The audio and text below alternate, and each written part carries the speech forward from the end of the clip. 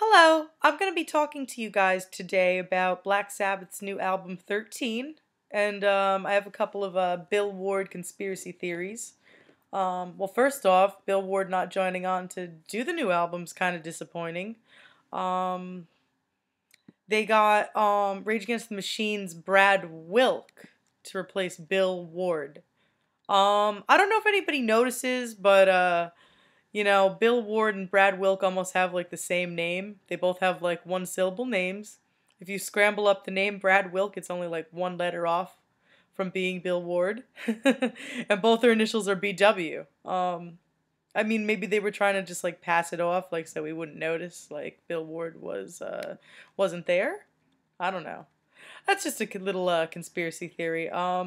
Here's another little theory about the new album 13. Since Sharon just left Ozzy because he was doing drugs and drinking alcohol for about a year and a half, I kind of think that means that the new album's going to be pretty good.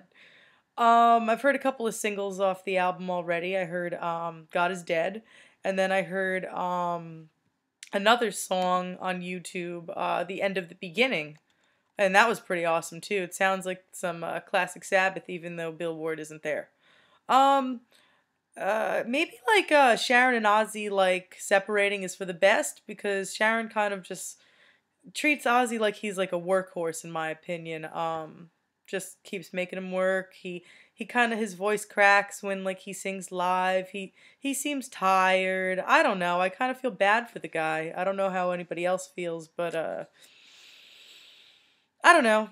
I don't know. I don't like how Sharon manages his career, and I kind of think maybe she has something to do with Bill Ward not signing up for the Black Sabbath reunion as well, because she's like such a tough manager. I don't know. Bill Ward couldn't sign this contract for some reason.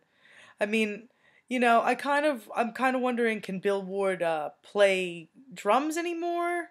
But I mean, in a sense, does that really matter? Like Ozzy can't sing anymore. Um,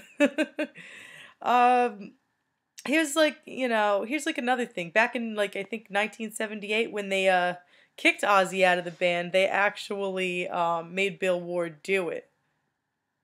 I mean, I don't know. Does that mean that like, I kind of think that means they don't like him as much, Bill, you do it. Kick Ozzy out, And like, I kind of think that's like kind of like one of my theories like why he couldn't continue with the Dio version of Sabbath because he had a heart attack, probably because he felt like shit because he had to kick Ozzy out of the group. um, Nothing against the Dio era of Sabbath. I actually love them. They're pretty awesome. But back to the Bill Ward conspiracy theory. I kind of think back in 1998, Bill only appeared on the track Psycho Man, and not on Selling My Soul. Selling My Soul, actually a drum track was used, so I mean that's kind of a big fuck you to Bill Ward. Um, I guess also like in 2004 at the Camden, New Jersey show, I was there actually. I was really looking forward to seeing Black Sabbath. I got like my dad and his friend and a couple of friends to come out to see Ozfest. It was like the greatest time. And then like suddenly like Black Sabbath's supposed to be on. Bill Ward takes the stage and he has like this white towel around his neck. I knew something was wrong immediately, man. Like I was like, oh shit. Like I've always seen Bill Ward as like the bearer of bad news because he was the one who had to kick Ozzy out. That they're like, Bill, we're paying you nothing, and now you're gonna go out and a mob is gonna ensue. So anyway, Bill announced that Ozzy wasn't gonna be showing up to the Camden show and that Rob Halford would be singing the Black Sabbath songs. Legendary performance, but still kind of disappointing. You're hoping to see all four guys together. People booed and hissed Bill Ward. It was really sad. Like, I remember it all so clearly. It was like, ooh, Ozzy's not here. I don't know. The reason his contract wasn't signable according to his letters because they asked him to play their show for free and see how it goes. And he couldn't fathom, playing one show and then like seeing how it goes. I could see where he's coming from there. I'm pretty upset by this. I truly feel Bill Warden is like he's an important entity to the group. I mean, it's very very disappointing, and I can't make it any more clear that like this Bill Ward not signing up for the Black Sabbath reunion makes us like all feel a little slighted. I'm sure you other like really true Sabbath fans feel the same way. However, the new material by Sabbath is great. It's very classic. Rick Rubin's the man. You know, he's always really been really like very good at like giving the fans it what they want. Like that Death Magnetic album by Metallica is pretty freaking awesome. I put it alongside the first four albums by Metallica. The other albums I don't even count as Metallica. um, I really, really suggest everybody checks out The End of the Beginning, which is, like I said, a live track. They haven't actually put out, the single yet or anything.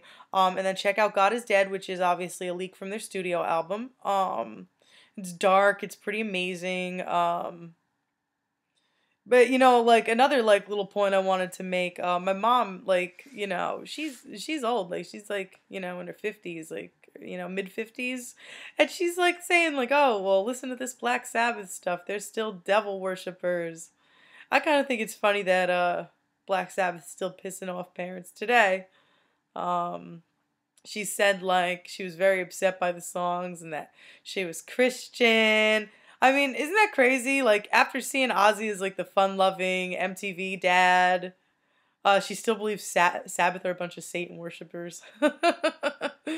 I believe Sabbath is back and they're here to bring the truth. Overall, the album is very, very, well, so far what I've heard from the album is very, very awesome. But the fact that they replaced Bill Ward with another guy whose initials are BW are still definitely not. It's just still not a coincidence, you know? I really think it has something to do with something.